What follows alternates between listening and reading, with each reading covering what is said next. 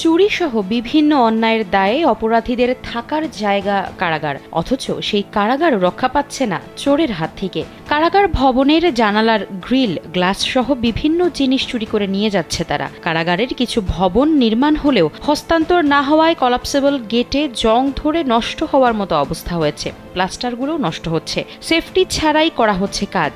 এর মধ্যেই চুরির ঘটনা ঘটছে ময়মনসিংহ কেন্দ্রীয় কারাগার ও কারারক্ষী সহ কর্মকর্তাদের জন্য বানানো নতুন আবাসিক ভবনে। সম্প্রতি পরিকল্পনা কমিশনের বাস্তবায়ন, পরিবীক্ষণ ও মূল্যায়ন বিভাগ IMEDর নিবিড় পরিবীক্ষণ প্রতিবেদনে এ চিত্র উঠে এসেছে। প্রকল্পটি সরেজমিন পরিদর্শনে গিয়েও এর সত্যতা মিলেছে। প্রতিবেদনে বলা হয়েছে, কারাগারের কিছু ভবন নির্মাণ হলেও হস্তান্তর না হওয়ায় 4 বছর ধরে পড়ে আছে। এই কারণে চুরি সহ নষ্ট হচ্ছে বিভিন্ন যন্ত্রাংশ। যমুনা রেফ্রিজারেটর, খাবার ফ্রেশ তো লাইফ জম্পেশ।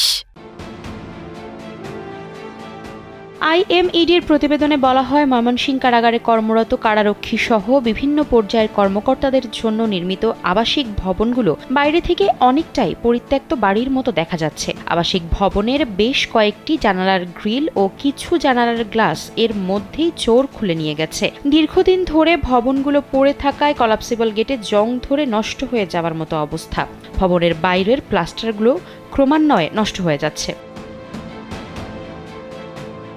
প্রকল্পটি পর্যালোচনা করে IMEDর প্রতিবেদনে বলা হয়, প্রকল্পের সম্ভাব্যতা যাচাই করা হয়নি, যে কারণে প্রকল্প বাস্তবায়নে বিভিন্ন সমস্যা সৃষ্টি হচ্ছে। কিছু প্যাকেজের কাজ প্রায় 80 থেকে 90% সম্পন্ন হওয়ার পর বেশিরভাগ কাজ ভেরিয়েশনের জন্য বিলম্বিত হচ্ছে। নির্মিত ভবনগুলো কারা কর্তৃপক্ষের কাছে হস্তান্তর করা সম্ভব হয়নি, যার ফলে নির্মিত ভবনের জানালার গ্রিল, গ্লাস ইত্যাদি চুরি হয়ে যাচ্ছে।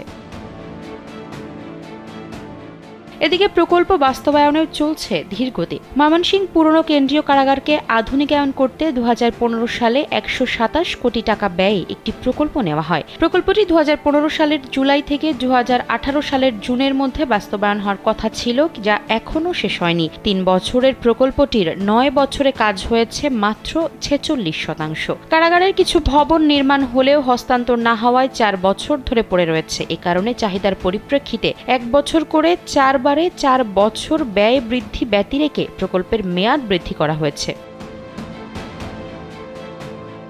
IMEDর প্রতিবেদন থেকে জানা গেছে, প্রকল্পের প্রধান কাজগুলোর মধ্যে কয়েকটি আবাসিক ভবনের নির্মাণ কাজ 100% শেষ হয়েছে এবং কয়েকটির কাজ হয়েছে 90%। সিনিয়র জেল সুপারের আবাসিক ভবনের প্রায় 10% শেষ হয়েছে। কিশোর বন্দি ওয়ার্ডের 86% কাজ সম্পন্ন হয়েছে। কিশোর বন্দি ওয়ার্ডের রং ও গ্রিলের কাজ বাকি রয়েছে। বন্দি ওয়ার্ডটি মূল কারাগারের বর্ধিত অংশে সীমানা প্রাচীরের বাইরের অংশে থাকায় এ অংশে কাজ সম্পন্ন হলেও সীমানা প্রাচীরের কাজ না হওয়া পর্যন্ত বন্দি হস্তান্তর করা যাচ্ছে না। আফসারা নাজ, কালবেলা।